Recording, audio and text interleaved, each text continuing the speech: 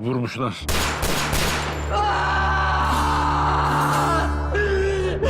Yamacımı vurmuşlar lan.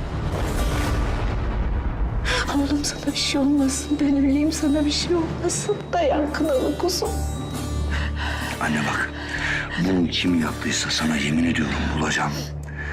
Ellerimle alacağım onun canını. Çaresizlik insana her şeyi yaptırıyormuş. Sanıyorsun ki en çok sen seviyorsun kardeşini. Ben seviyorum, ben!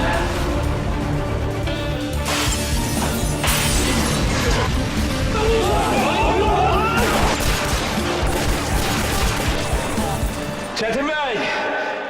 Buraya kadarmış aslan parçası.